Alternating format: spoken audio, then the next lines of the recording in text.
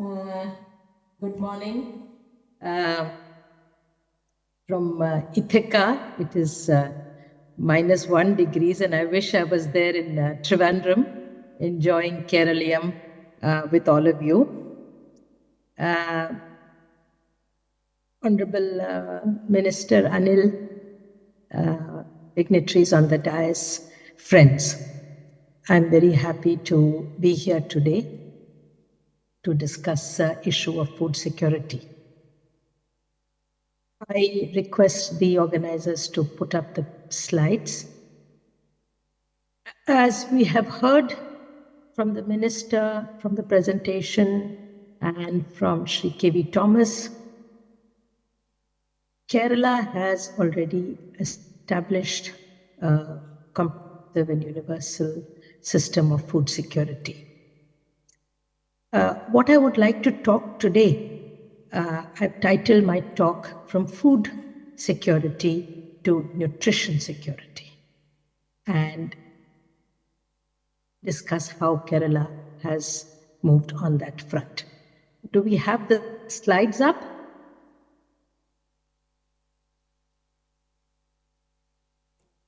No.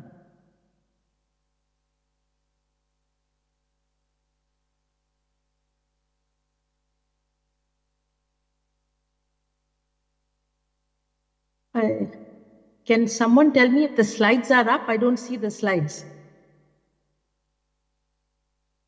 Now, while the slides are being put up, to assess food security, usually anthropometric measures, nutritional measures are used. But today I would like to tell you a little bit about economic measures of food insecurity, not just hunger, but food insecurity. And two measures that are used are, the first is called the Food Share Index, that is the share of total monthly expenditure spent on food. And the idea is based on an economic principle called Engel's law, that as your income increases or expenditure increases, the share that you spend on food decreases.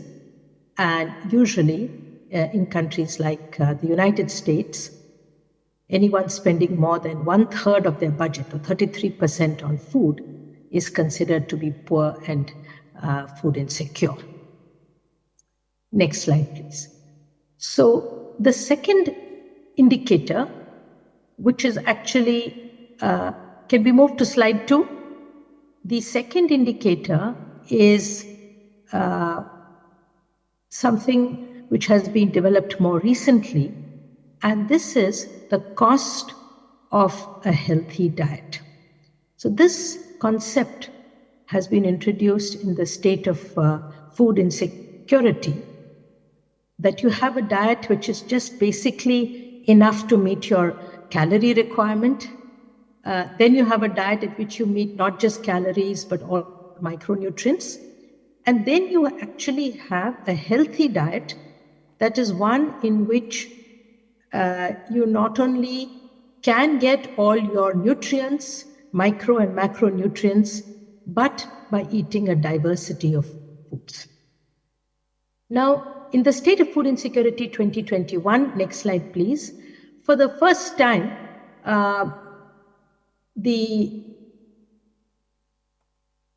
UN, the FAO, estimated what it would cost per day to buy this diet. And this is what is shown here from the latest State of Food Insecurity 2023. So if we just take the number for India, the FAO has estimated, of course this is an international figure with a lot of assumptions, but that at 2017 prices, purchasing power parity dollars, it will take $3.07. So we need about $3 a day, not the World Bank's 1.9 or $2 a day poverty line, but we need $3 a day a person needs to be able to afford a healthy diet.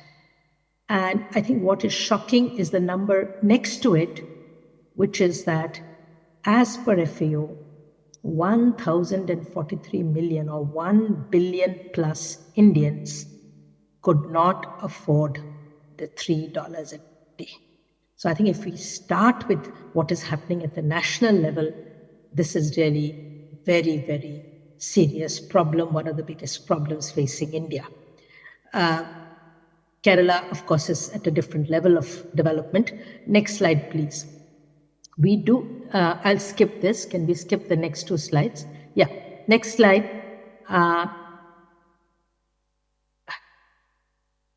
Okay. I think the organizers are using a PPT that I had sent earlier, not the latest PPT. I'm sorry about that.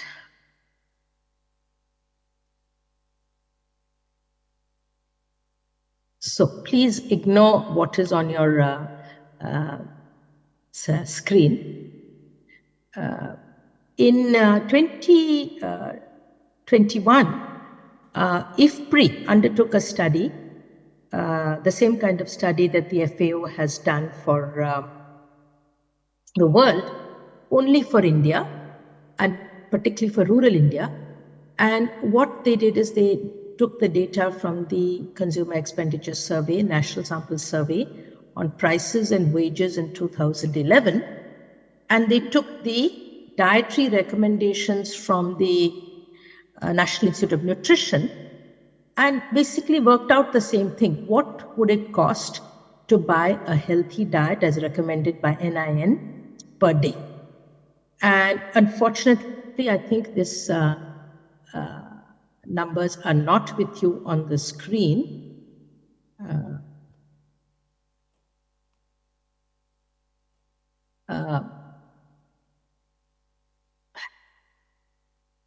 So let me tell you some of the results. If we take Kerala, the cost of a recommended diet, this is in 2011, please remember, was 48 rupees a day for a man. And the daily male wage rate at the same time was 254 rupees. So a man needs 48 rupees a day to buy a healthy diet, and the daily male wage rate is 254 rupees. In short, it is about 20% or less than 20% of the day's wage that has to be spent. This is slide 5 in my new slides, if you can get that. Whereas if you take Bihar, the cost of the recommended diet, next slide please, cost of the recommended diet is 42 rupees. Yes, I think, no, please go to the previous slide. The previous slide. Yes.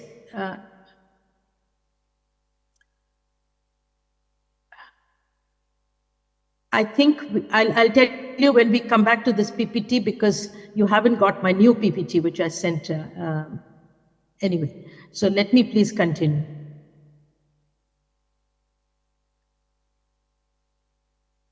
In Bihar, the cost of the recommended diet is 42 rupees, but the daily unskilled male worker earns only 63 rupees. So a Bihari male worker has to spend 66% of his daily wage just on food to buy a healthy diet. In Gujarat, similarly, it was 47 rupees per day was the cost of a recommended diet, and the daily wage was 70 rupees. In short, the person would have to spend about 67% of the daily wage. So let me just repeat this point, and then we can go back to the original slide. That in rupees, the IFPRI study has calculated what is the cost of a recommended diet, and it's roughly around, it's in 2011 prices, it's about between 42 to 48 rupees a day. But I think the key thing is, what is this cost in relation to what a person is actually earning, please don't move these slides, and you can just stay on data needs till I come back to it. The person who is earning a wage where only less than 20% has to be spent on food, as I mentioned to you by the food share criterion, such a person would not be considered as food insecure. So the point that I'm trying to make here is that very recent data on healthy diet, not just basic calories, suggests that because of wage rates and wage levels, decent wage rates in Kerala, a healthy diet is affordable. Now, to update this kind of studies on the cost of a recommended diet and what it costs in relation to wages, what is a healthy diet, we need more data or more recent data on consumer expenditure. As you all know, we only have, as of now, from Government of India National Sample Survey data for 2011. And I think it's very important that we all put pressure on the Government of India to get updated information. But may I also suggest that the Government of Kerala could process the data available for 2017-18 so that we have a better estimate of consumer expenditure and the cost of food, and can identify nutrition insecurity. This is not just food insecurity, because we're taking an entirely healthy basket. Let's move now, and I would just like to, I think, as has already been explained, and we have one of the architects of the National Food Security Act here, so I'll not talk about the phases of the public distribution. Next slide, please. And the National Food Security Act, which all of you are aware of. Next slide. I want to say a little bit about, please go to the next slide, COVID and Kerala. Because I think the example of COVID has already been mentioned in the presentation, but I think it's important to reiterate that this universal system of food security that extended, the government of Kerala built on it, not just by expanding rations and adding to the number of commodities that were being distributed, but by giving a variety of dry and cooked food options during COVID-19 to ensure that no one would go hungry. Next slide. I like to use this graphic from the newspaper about Kerala's food kit, which shows you the diversity of foods that were provided through the extended public distribution system, if you like. Can we go on? And next slide. We've already heard about these different interventions, so I'll skip that. But I'd just like to say, the next slide, that what has been the impact of this kind of universal extended public distribution system, complement of measures dealing with nutrition security. I'm sorry, this is not the slide. No. Please go back one slide. Okay. There is a recent study from the IMF which has estimated that the PDS prevented about 30 to 40% of Indians from falling below the poverty line during COVID. I think this number would be much higher in Kerala because, as we know, Kerala did much more than basic expansion of the PDS. Now, I would like to end, next slide, with a suggestion on next steps for Kerala in this path from food to nutrition security. And here I think we have some lessons that we can take from Japan.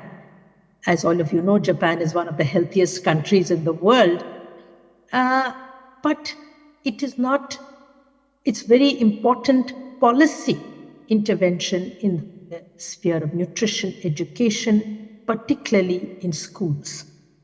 And in 2005, Japan passed a law called Shoku Iku Law, which actually tried to educate, requires that children be educated about dietary practices, healthy eating practices, and so on. Next slide.